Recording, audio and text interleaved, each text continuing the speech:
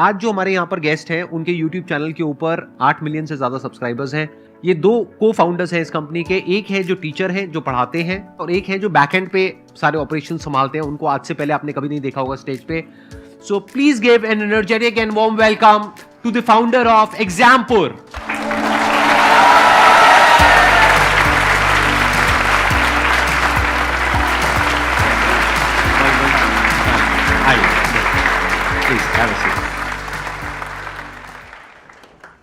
ऐसा लग रहा है कि जैसे सपना ऐसा कुछ सच हो गया हो, बिकॉज जब मैंने बीटेक की थी और जब बीटेक की शुरुआत की थी तो मैं थोड़ा सा गांव के इलाके से ज़्यादा था, तो हमें कुछ मतलब उतना होता नहीं था। तो फर्स्ट टाइम जब कोई मोटिवेशन वीडियो आप देखते हैं, कुछ यूट्यूब चलाना सीखते हैं, कुछ ऑनलाइन आते हैं, तो सबसे पहले आप ही को देखा जाना अपना जो कॉलेज की लैब होती थी IT लैब, उसमें यही दिखते रहते थे। वो एक ऑरा वाली फीलिंग आती है ना कि ऐसा हो जाए तो मजा आ जाएगा। तो लेकिन जब जैसे जैसे हम लोग आगे बढ़ते गए जर्नी में, चीजें देखी कि कैसे होती हैं, काफी कुछ इंस्पिरेशन भी मिलती रही उस साइड से, आपकी तरफ से। आज तो आप बहुत अच्छा कर रहे हैं, आई मस्ट से दैट, क्योंकि मैंने थोड़ा रिसर्च किया आपकी कंपनी के ऊपर। आज आई थिंक आपकी कंपनी में 600 से ज्यादा एम्प्लॉइज हैं, if I am not wrong. Yes. तो आपने अपने करियर की शुरुआत कब करी? मेरी जर्नी थोड़ी सी रोलर कोस्टर रही है। हाँ, मैं वही जानना चाहता हूँ थोड़ा सा एक बार आपकी जर्नी के बारे में। मेरे फादर गवर्नमेंट जॉब में थे, आर्मी में थे, तो मैंने सोचा पहले मैं गवर्नमेंट जॉब निकालूंगा तब मेरी बात लोग सुनेंगे, ऐसे सुनने वाले नहीं है। देन फिर अदर जॉब्स के लिए ट्राई किया, तो बहुत बार कुछ नंबरों से रही, कुछ इंटरव्यू से निकले, 13 SSB दी, मतलब सब कुछ किया, तो अंत में फिर एक जॉब निकली। देन बोला अब बात सुनने में, तो वो साबित भी हुआ कि जब आप कुछ कर लेते तभी आपकी बात सुनी जाती, नहीं तो कोई सुनता ही नहीं। आपने कितने टाइम तक करी वो जॉब? मैंने ज्वाइनिंग लेटर लेकर मैं गया नहीं ज्वाइन करने ट्रेनिंग पर, क्योंकि मुझे इधर मेरा रास्ता समझ में आ गया, मेरे जीवन का लक्ष्य क्या है। क्या समझ आ गया?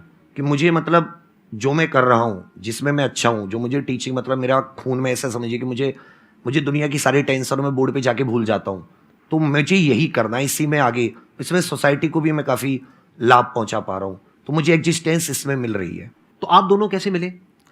ये संयोग मतलब तो मैं तो ईश्वर का ही वो मानता हूँ कि मतलब मेरे पास जो टेक था, हम एक यूट्यूब चैनल थे, बट आपको सपोर्ट करने के लिए आपको पैसे की रिक्वायरमेंट होती है, और पैसे आपको आप कोर्स वगैरह कुछ सेल करते हैं तभी आते हैं। तो फिर मुझे एक टेक की ज़रूरत थी, एक अच्छी एप्लीकेशन की ज़रूरत थी, तो अचानक से एक दिन प्रधान जी आ जाते हैं।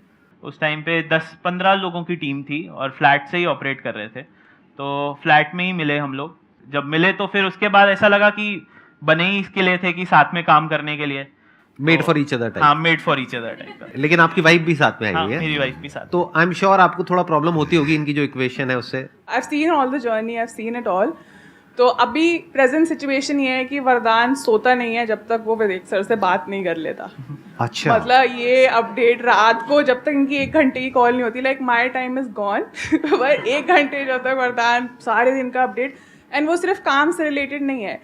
आई मीन देयर जैसे बेस्ट फ्रेंड्स होते हैं ना, वैसे इन लोग की इक्वेशन है, and they built it themself. तो आप इनका ब्रेकअप करवाने के बारे में कभी सोचा? मैं विवेक सर को पुश कर रही हूँ कि वो शादी कर ले। हाँ, यही एक सॉल्यूशन है, प्रैक्टिकल सॉल्यूशन तो यही है। यहाँ पे एक बहुत बड़ी चीज सीखने वाली है कि कोई भी बिजनेस को बड़ा करने के लिए, if you want to really do something big in life, you need somebody जिनके साथ में आपकी एक अच्छी इक्वेशन हो, जिन पर आप ट्रस्ट कर सको, और जिस तरीके से बता रहे हैं कि जिनसे आप डेली रात को 1 घंटा बात कर सको शादी के बाद भी।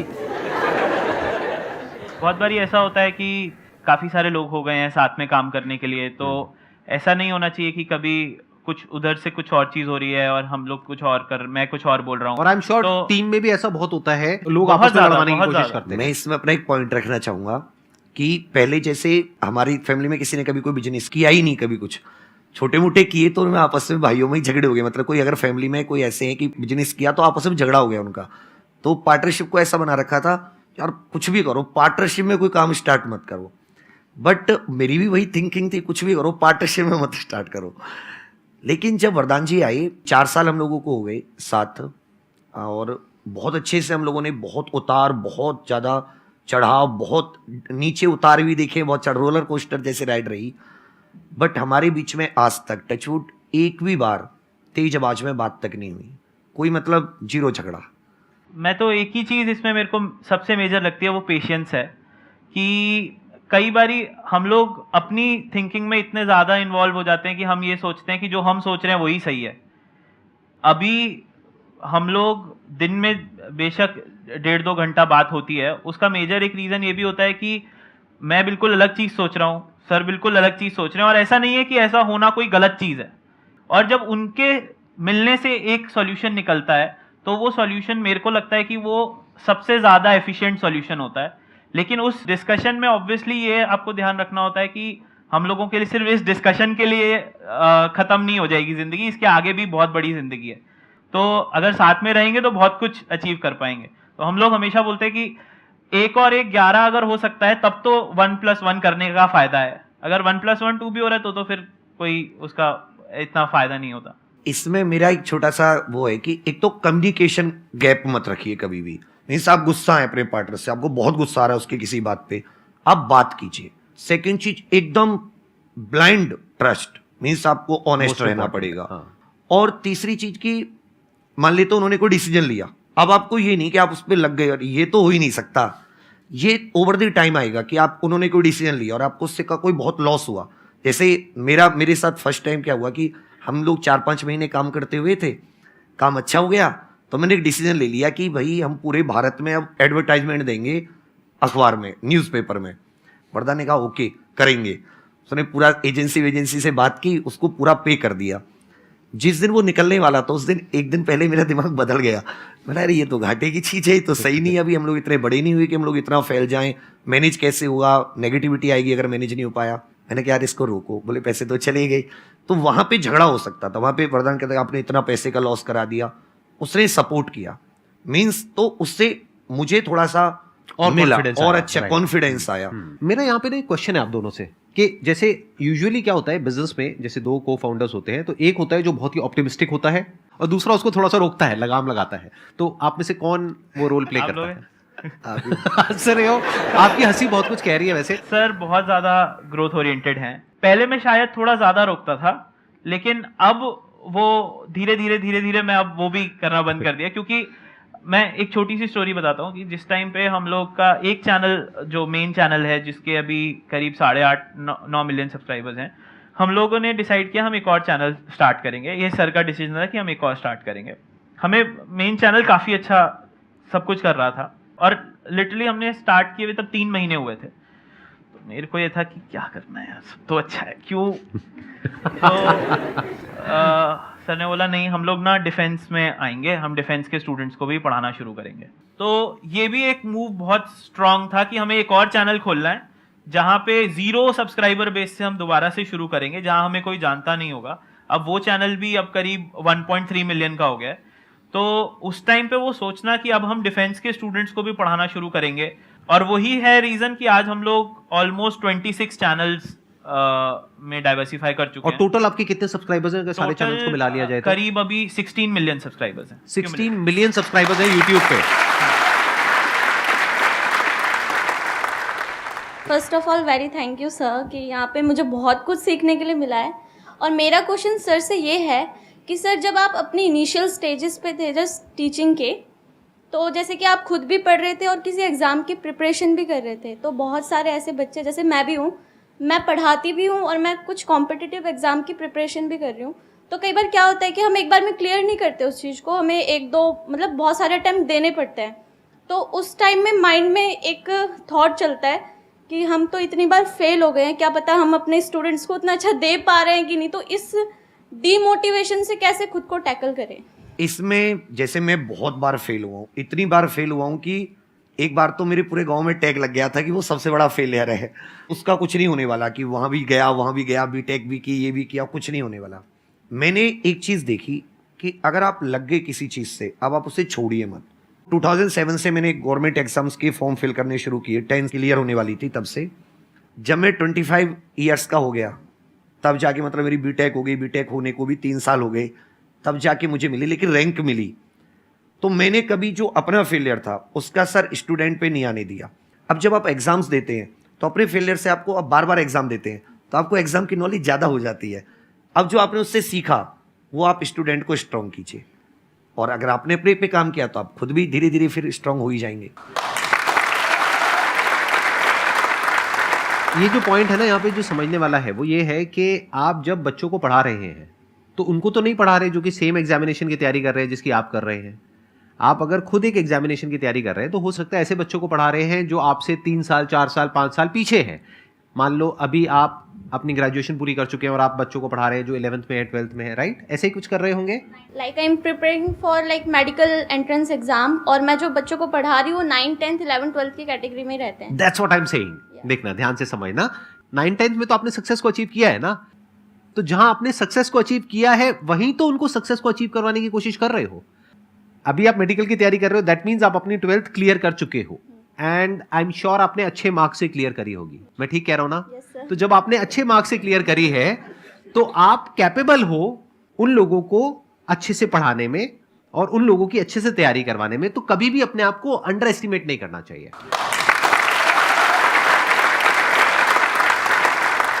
अच्छा, मैं थोड़ा सा जानना चाहूंगा आपके लाइफस्टाइल के बारे में कि आज आप लोगों का लाइफस्टाइल कैसा है, क्योंकि इसमें मुझे बड़ा इंटरेस्ट आता है। क्योंकि यहाँ पर कुछ गेस्ट आते हैं जिनके पास पैसा कम होता है लेकिन लाइफस्टाइल बड़ा भयानक होता है उनका, और कुछ ऐसे गेस्ट आते हैं जिनके पास पैसा बहुत होता है लेकिन लाइफस्टाइल बहुत ही नॉर्मल होता है। तो आप किस कैटेगरी में है? मेरा सेकंड वाली कैटेगरी है। मीन्स आराम से मस्त रहिए, ज्यादा चीजें खट्टी नहीं है मेरे पास। मैं ज्यादा ये वो ये भी मतलब गाड़ी फेरारी बंगला, वगैरह वो सब नहीं है कुछ आपके नहीं। पास में? अपना बस स्कॉर्पियो खरीदी, उसके अलावा कोई बड़ी ऐसा कुछ नहीं। तो अपना ऐसा है कि पहनने के लिए टी शर्ट अपनी जो पढ़ाते उसी में है, और फिर 4-5 घंटे क्लासेस होती, तो बहुत ही उसी के अनुसार अपने आप ढल गए। बोला जाना कहीं है नहीं, संडे को भी क्लासेस, सैटरडे भी क्लासेस, करना कुछ है नहीं, तो क्यों ही फालतू का सब कुछ जोड़ा, फिर उसको साफ करते रहो, फिर उसको मैनेज करते रहो। और अभी भी आप खुद क्लासेस कंडक्ट करते हो? हाँ, मेरी इस 4-5 लेवल पे आने के घंटे बाद भी रेगुलर। डेली आप 4-5 घंटे क्लासेस कंडक्ट करते हो खुद? यस। बट कैसे टाइम निकाल पाते हो? क्योंकि एक है 600 लोगों की टीम को मैनेज करना और प्लस क्लासेस भी कंडक्ट करना। वरदान जी है इसलिए। अच्छा, इसलिए आपको वरदान मिला है।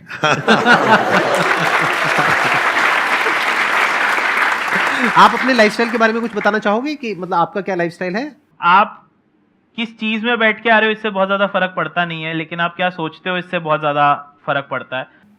पढ़ते पढ़ते थक गया हूँ सर, अब क्या करूँ? एक मिनट। सर लेना चाह रहे हैं इस क्वेश्चन को। ये पढ़ाते पढ़ाते नहीं थके, 12 घंटे के मैराथन सेशंस करते हैं और आप पढ़ पढ़ के थक गए, ये क्या बदतमीजी है? हाँ, फिर भी आप बताइए। अब आप पढ़ाना शुरू कीजिए। अब आपके पास ओवरलोड हो गया, अब आप उसको दीजिए किसी को, तब आपको हो सकता है अपने पढ़ाने में कुछ नया निकले। आप उसको पढ़ाओगे तो कुछ नया समझोगे, नया सिखाओगे, फिर आपका जो सोचने का स्तर है वो और बढ़ेगा। मतलब आप क्या करिए, आप अपना रिज्यूम लाए हो अभी? No sir. यही तो गलती करी आपने। आपके सामने कौन बैठे आपको खुद नहीं पता है। 600 लोग काम करते हैं इनकी कंपनी में, अपना रिज्यूम ला करके देना चाहिए था कि सर मैं पढ़ते पढ़ते थक गया हूँ, अब मुझे पढ़ाना है। तो पढ़ाना है तो एग्जामपुर में जाओ, जा करके पढ़ाओ, सीधी सी बात। Thank you. ठीक है, जवाब मिल गया आपको? Yes sir. तो क्या आप पढ़ाओगे? Yes sir. पक्का? पक्का सर। देख लो। देख लिया सर। कहाँ? यूट्यूब पे? यस। सर मैं ये पूछना चाहता हूँ, जैसे MS धोनी है वो अपनी फील्ड से अलग हो गए लेकिन उनकी जगह कोई नहीं ले सकता। ऐसे संदीप महेश्वरी सर है, वो अपनी फील्ड से अलग हो जाएंगे, उनकी कोई जगह नहीं ले सकता। ये किंग मेकर वाली थिंकिंग ये कैसे डेवलप की जाती है कि कैसे बनाए कि हाँ अगर मैं इस फील्ड में हूँ, मैं छोड़ के जाऊंगा तो हमेशा ये फील्ड खाली रहेगी मेरे बिना? ये तो आपका डेडिकेशन ही तय करेगा कि आप उसमें कितने लंबे रुकने वाले, क्योंकि आप छाप तभी छोड़ सकते हैं जब आप उसमें लंबे रुकेंगे। और आप लंबे रुकेंगे और आप प्लान के साथ स्टार्ट करेंगे, और आपको होगा कि मुझे उस लक्ष्य है, इस प्लान करोगे तो आपके पास मंजिल भी होगी, कोई ना कोई गोल भी होगा, उसमें आप लंबे रुकेंगे, देन आप अपनी एक जगह स्थित बना लेंगे, फिर आप सोच पाएंगे कि अब कोई जगह नहीं ले सकता। बहुत बढ़िया बात है। तो आपका जो क्वेश्चन है उसका एक पॉइंट हमको मिला, लंबे रुकना है, यानी कि लाइफ में अप्स भी आएंगे और डाउन्स भी आएंगे। आपने अभी MS धोनी की बात करी, उनकी भी लाइफ में बहुत सारे अप आए हैं और बहुत सारे डाउन भी आए हैं पूरे, अगर आप करियर को देखेंगे तो जब डाउन फेज आता है किसी भी इंसान की लाइफ में, तब वो क्या करता है ये डिसाइड करता है कि लॉन्ग टर्म में वो उस करियर में अपनी छाप छोड़ पाएगा या नहीं छोड़ पाएगा। ये सबसे इंपॉर्टेंट पॉइंट है जो इन्होंने बोला है। आप बताइए सर, आपका क्या टेक है? आपके क्वेश्चन में एक वर्ड था किंग मेकर, तो वो किंग अपने आप को नहीं, हमारे केस में हमेशा यही है, संदीप सर के में भी देखता हूँ और हमारे में भी, किंग मेकर जो सामने सुन रहा है उसको हमें पॉजिटिविटी पहुंचानी है, चाहे वो हम पढ़ा के पहुंचाएं, चाहे वो हम मोटिवेट करके पहुंचाएं। तो वो जब हम पॉजिटिविटी पहुंचा पाते हो ना आप, तो आप अपने आप ही अपनी फील्ड में छाप छोड़ जाते हो। लेकिन वो हो सकता है कभी एक ही जने तक पहुंच रही हो, कभी हो सकता है 2.5 करोड़ लोगों तक पहुंच रही हो। बहुत बढ़िया। जब किसी काम को आप बहुत ही एक्स्ट्रा ऑर्डिनरी तरीके से करते हो और एक अच्छी नीयत के साथ में करते हो, ये दोनों चीजें जब जा करके मिल जाती है तो हिस्ट्री क्रिएट होती है, तो कुछ कमाल का होता है। Thank you so much for coming. It means a lot to me and to everybody here. Thank